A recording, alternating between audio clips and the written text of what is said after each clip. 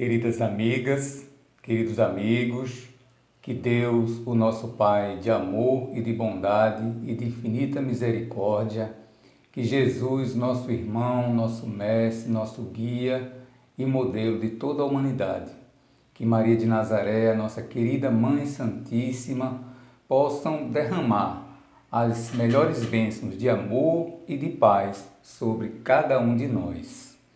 É com alegria que aqui nos encontramos para iniciarmos esse ciclo de palestras, gravadas, palestras virtuais, para que chegue até a casa de cada um de vocês. É uma iniciativa do Departamento de Comunicações do nosso Centro Espírita Ermelinda Lopes, na pessoa do senhor Júnior Prelelué, que teve essa ideia brilhante de fazer chegar até vocês os ensinamentos de Jesus e da doutrina espírita. Nós vamos hoje falar de um tema que eu achei bem interessante para iniciarmos esse ciclo de palestras, já que se trata da primeira mensagem espírita ou espiritual do Evangelho segundo o Espiritismo. Mas antes vamos fazer a nossa prece inicial. Senhor Jesus, Tu que és o caminho, a verdade e a vida, és o guia a quem podemos confiar e és o modelo a quem todos nós temos o dever de nos espelhar. Agradecidos estamos, Jesus, por esta oportunidade de estarmos encarnados, agradecer por todas as bênçãos que recebemos diariamente, principalmente por termos um lar para nos abrigar, por termos o alimento do dia a dia, por termos familiares, termos amigos. Então, temos muito que agradecer, Jesus, e aproveitamos esse momento de prece para te rogar as tuas bênçãos de amor, de paz, de luz a todos aqueles nossos irmãos que passam por dificuldades por conta dessa pandemia que assola todo o nosso planeta. Que a tua luz se derrame sobre cada irmão que sofre nos hospitais, nos presídios, nos abrigos, nas creches, enfim, onde estiver um irmão nosso sofrendo, seja na rua ou em algum lugar, que as tuas bênçãos possam aliviar as dores e esses sofrimentos. Que tu possas permanecer conosco, Jesus, nos abençoando e iluminando os nossos caminhos. Que assim seja. Graças a Deus. Bem, meus irmãos, então, após essa prece, essa rogativa, vamos iniciar a nossa palestra, na tarde de hoje, porque hoje é dia 30 de maio de 2020 e estamos iniciando esse ciclo de palestra da nossa casa. Essa casa de amor, essa casa que nos acolhe com tanto carinho, que é uma oficina de trabalho para aquele que quer trabalhar no bem e também é uma escola onde aprendemos as lições de Jesus e as lições de Allan Kardec. E por falar em Allan Kardec, Allan Kardec teve uma ideia brilhante, Ele era iluminado, um professor que gostava muito da ciência, da filosofia e incorporou também a religião, que é a moral de Jesus, no corpo doutrinário do Espiritismo. Então, Allan Kardec, ele publicou na Revista Espírita de março do ano de 1861, uma mensagem belíssima de um espírito que era um rabino, o nome dele era Mardoqueu, né? E ele era israelita e ele acaba por trazer essa mensagem através do seu neto, o seu neto Rodolfo, na cidade francesa de Maillot, né? O nome da cidade é Maillot. Antes de lermos essa mensagem, que é muito interessante, eu gostaria de dizer que é uma bênção estarmos hoje aqui reencarnado nessa situação que estamos vivenciando no momento.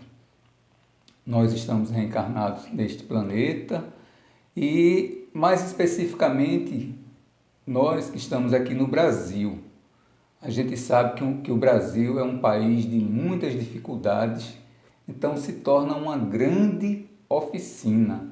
Ele nos oferece todas as ferramentas que nós precisamos para dobrarmos o nosso orgulho, porque ainda temos muito ainda de orgulho e precisamos passar por essas dificuldades para que possamos desenvolver a nossa humildade. Então, a humildade é algo que nós precisamos ter, né? A gente precisa se igualar com todos os nossos irmãos. Não podemos estar nem acima nem abaixo. Precisamos estar caminhando junto. Então, precisamos dessas dificuldades que o nosso país oferece para justamente desenvolvermos a nossa generosidade, né, em nossos corações, porque a gente percebe que a humanidade vinha trilhando um caminho muito materialista e precisava desse freio. Essa pandemia, ela não é por acaso. Muitos conceitos estão mudando com essa pandemia. A gente percebe que hoje aquilo que era tão valioso como, por exemplo, o petróleo, está perdendo valor porque não tem quem compre, né? Os shopping centers encontram-se fechados, então as pessoas estão valorizando mais os seus lares, os seus familiares, né? A sua casa. Outros valores, por exemplo, quem eram os nossos heróis de antigamente? Eram aqueles que ganhavam uma copa ou que vestiam uma capa. Hoje em dia, os nossos heróis, eles vestem um jaleco. Então, são aqueles que estão salvando vidas. Então, é muito importante essa mudança de paradigma.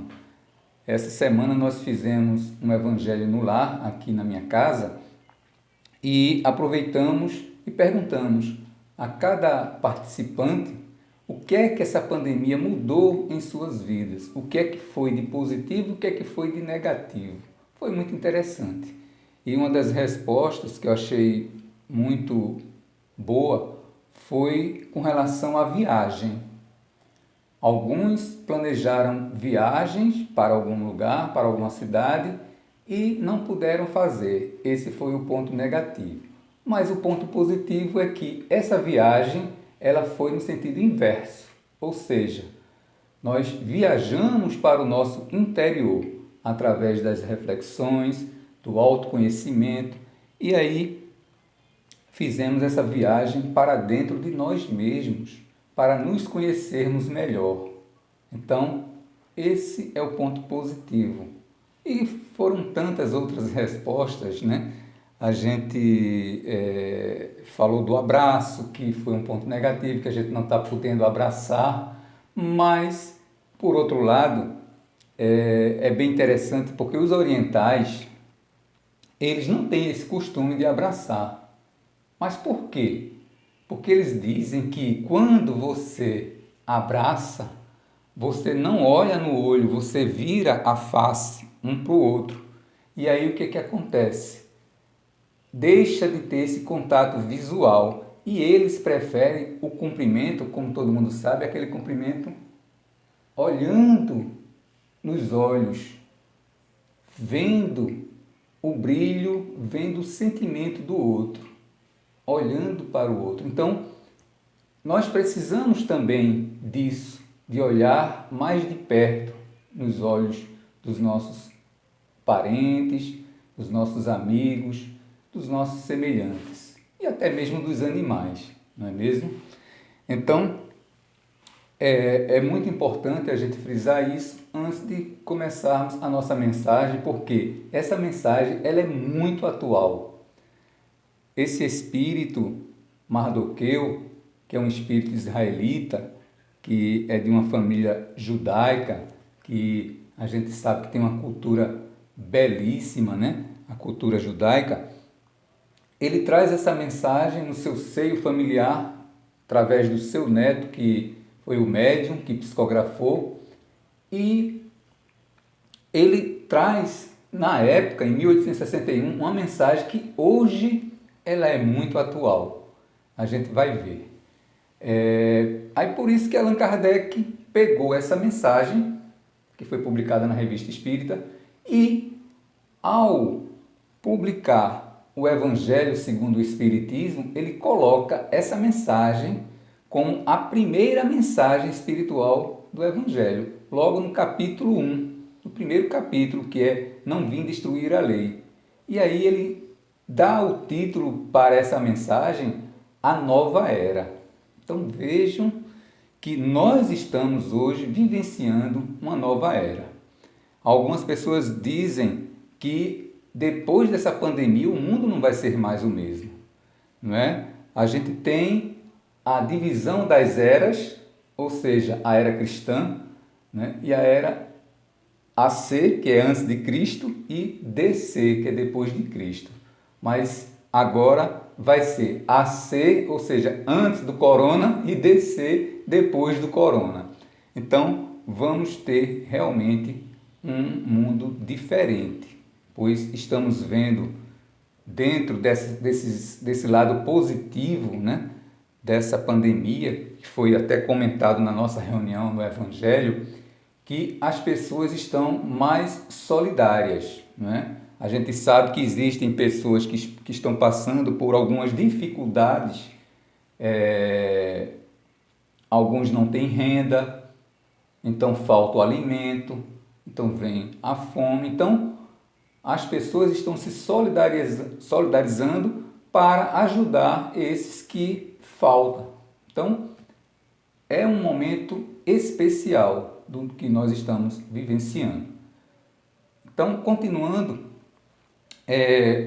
Allan Kardec, com aquele seu espírito visionário, ao publicar o Evangelho, ele coloca essa mensagem desse espírito israelita, logo como a primeira mensagem das instruções dos espíritos. E ela só é precedida, na verdade, pelo prefácio, que é do Espírito de Verdade. Então, só para que a gente possa esclarecer. Então, vamos dar uma lida nessa mensagem e a gente vai acompanhando e procurando comentar, né, alguns trechos dessa mensagem.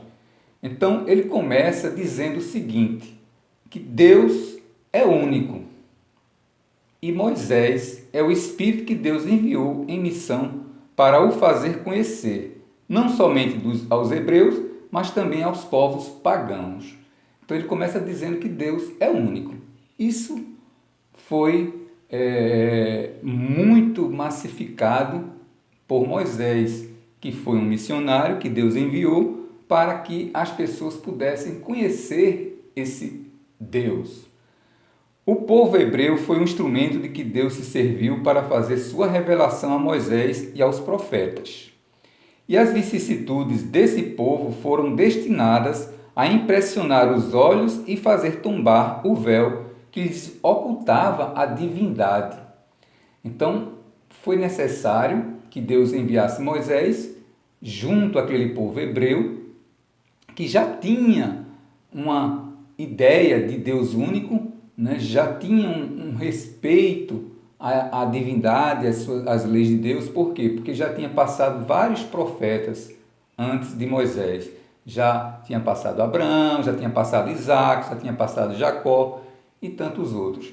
E aí Deus envia Moisés para trazer essa consolidação junto àquele povo hebreu e também dos povos pagãos, porque muitos que não tinham religião, muitos que não acreditavam em Deus, outros que eram politeístas. Então esse povo pagão também foi beneficiado por essas leis trazidas por Moisés. Aí ele continua dizendo: os mandamentos de Deus dados por Moisés trazem em si o germe da ampla moral cristã. No entanto, os comentários da Bíblia restringiram-lhe o sentido, porque se realizada em sua total pureza, naquela ocasião não teria sido compreendida. Então a mensagem de Moisés ela já traz uma moral cristã, mas ela não foi muito bem interpretada. Por quê? Porque por conta da condição que aquele povo tinha, ainda faltava maturidade, mas também eles não iriam compreender na sua essência, não é? Então aguardou-se um momento mais propício. Então ele continua dizendo: mas mesmo assim, os 10 mandamentos de Deus continuam sendo o brilhante frontispício, o farol que deve iluminar a humanidade na rota a ser percorrida.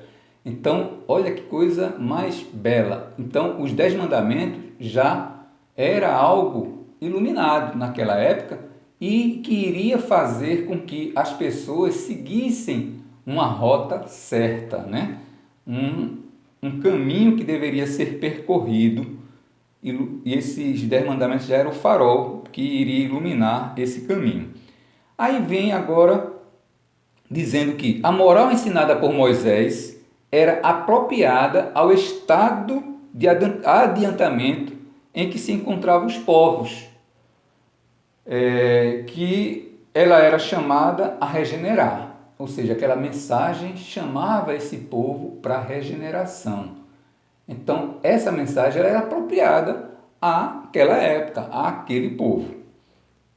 Esses povos semi-selvagens, quanto ao aperfeiçoamento de sua alma, não teriam compreendido que se pode adorar a Deus de forma diversa da dos holocaustos, e nem que se poderia perdoar a um inimigo. Sua inteligência, notável sob o ponto de vista da matéria e mesmo sob o das artes e das ciências, estava bastante atrasada em moralidade e não se teria convertido sob o império de uma religião inteiramente espiritual. Então eles não teriam compreendido, né, se tivesse sido oferecido para eles uma religião inteiramente espiritual, porque eles ainda estavam muito, vamos dizer assim, materializados, né? Era um povo ainda semi-primitivo, como diz aqui, né? Assim, aí ele continua dizendo, era preciso uma representação semimaterial, tal como então a oferecia a religião hebraica.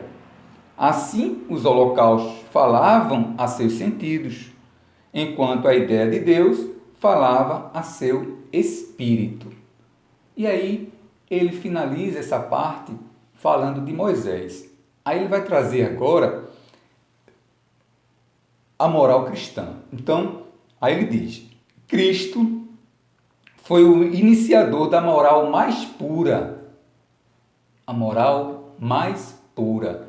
Então veja que interessante, porque a gente sabe que já tivemos diversos missionários no nosso planeta, né? Pessoas iluminadíssimas, pessoas de alta envergadura moral, mas o Cristo, Jesus, é o Espírito mais puro que pisou aqui na Terra. É por isso que a sua moral ela é pura. E aí ele diz foi o iniciador da moral mais pura e mais sublime, da moral evangélica cristã que deve renovar o mundo, reaproximar os homens e torná-los irmãos. Esse é o objetivo nosso, de sermos uma família universal, todos irmanados, né, no sentimento de amor um pelo outro, que deve fazer jorrar de todos os corações humanos a caridade e o amor ao próximo, e criar entre todos os homens uma solidariedade comum. Esse é o objetivo dos ensinamentos de Jesus, esse é o nosso objetivo a atingir, esse é o nosso propósito aqui na Terra, de termos essa solidariedade comum. E a gente já começa a perceber que as pessoas já estão se tornando mais solidárias, já estão se preocupando com o próximo. Enfim, de uma moral que deve transformar a Terra e fazer dela uma morada de espíritos superiores aos que hoje a habitam. Então, a Terra vai ser uma morada de espíritos superiores. Isso não quer dizer que já é uma superioridade de pureza. Não, não. Hoje nós estamos numa condição. Amanhã vamos estar numa condição superior. Então, seremos nós mesmos que iremos estar nessa condição de espíritos superiores aos que estão hoje, ou seja, a nós hoje. É a lei do progresso, a qual a natureza está submetida, que se cumpre, e o Espiritismo é a alavanca da qual Deus se serve para fazer avançar a humanidade. Então vejam que a lei do progresso, ela é uma lei de Deus, ela está presente. Então todos nós iremos progredir, todos nós estamos inseridos nessa caminhada evolutiva. Não tem como fugir, não é? É da natureza, aqui diz. A natureza está submetida a esta lei do progresso. E ele complementa dizendo que o Espiritismo, por ser, né, uma doutrina que incentiva o bem, que ensina a moral do Cristo, ela vai servir como alavanca para fazer a humanidade avançar. Então, vejam a importância, né, da doutrina espírita. E aí ele complementa a mensagem, finalizando, dizendo que é chegado o tempo em que as ideias morais devem desenvolver-se para cumprir o progresso que está nos desígnios de Deus. Devem seguir o mesmo caminho percorrido pelas ideias de liberdade, que lhe foram precursoras.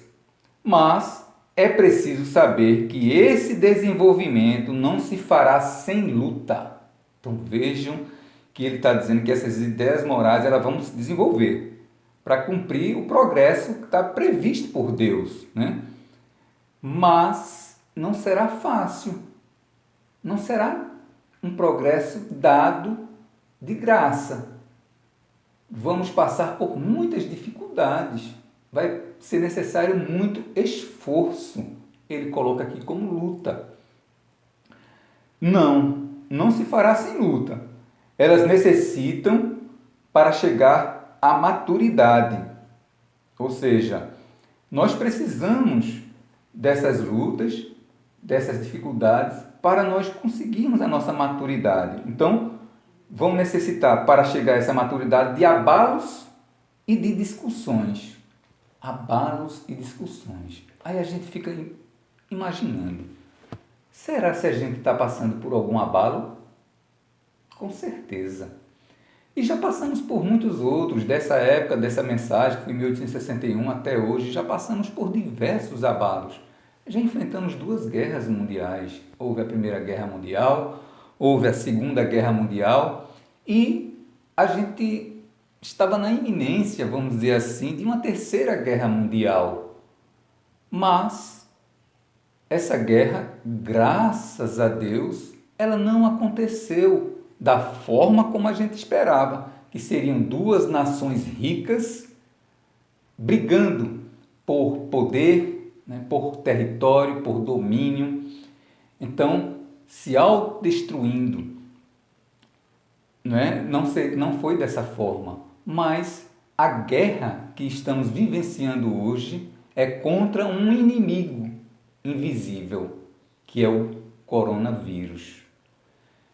É interessante porque as armas que estamos utilizando não são armas de fogo, não são metralhadoras, não são canhões, nós estamos utilizando água e sabão. E o mais importante, as nações estão se unindo pela ciência, em busca de uma vacina, em busca de um remédio para combater esse inimigo. Então, é uma guerra diferente, é uma guerra em que está havendo essa mobilização no sentido contrário, não de dissensões, mas de uniões. As pessoas se solidarizando com o outro, com aqueles parentes que perdem seus entes queridos. Então, está havendo essa oportunidade de se buscar, né, essa espiritualização, de entender essa passagem desse mundo para o outro. Então, muitas coisas positivas estão acontecendo. E aí ele diz, vai ser preciso esses abalos, discussões, a fim de que atraiam a atenção das massas. Será se tudo isso não está atraindo essa atenção das massas, ou seja, de todo o povo, de toda a população do planeta? Com certeza, porque todos foram atingidos, todos, sem exceção. E aí, uma vez fixada a atenção, a beleza e a santidade da moral tocarão os espíritos. E eles se interessarão por uma ciência que lhe dá a chave da vida futura e lhe abre as portas da felicidade eterna.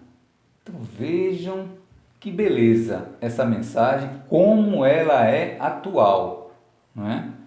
Aí ele diz, Moisés abriu o caminho, Jesus continuou a obra e o Espiritismo a acabará. Um espírito israelita, Mulhouse, 1861. Então, meus irmãos, a gente percebe com essa mensagem do Evangelho segundo o Espiritismo, que está no capítulo 1, que essa nova era, ela realmente está acontecendo. Ela está se consolidando no nosso planeta, com todas essas mudanças, né? Com a educação tendo que se readaptar, né? Graças à tecnologia, nós hoje estamos podendo chegar próximo daquele que está distante. Nós, na nossa casa, no Centro Espírita Ermelinda Lopes, continuamos tendo estudos. Estamos fazendo um estudo nas segundas-feiras do Livro dos Espíritos, às 20 horas, em videoconferência, com todos os trabalhadores, aqueles que querem participar, as pessoas do grupo de estudo. Nós estamos fazendo também um estudo nas quartas-feiras do Evangelho segundo o Espiritismo, também às 20 horas. E continuamos fazendo outras atividades através dessa tecnologia de videoconferência, onde a gente pode ver o outro, né, cada um na sua casa, e assim continuarmos o nosso trabalho. Então, nós nos despedimos aqui, desejamos a todos muita paz e vamos fazer uma pequena oração. Deus, nosso Pai, que sois todo poder e bondade, dai força, Senhor, àqueles que passam por essa provação. E assim, Pai eterno, nós te agradecemos e te pedimos que possas permanecer conosco em nossos corações, iluminando as nossas mentes e trazendo a paz para toda a humanidade. Muito obrigado e graças a Deus.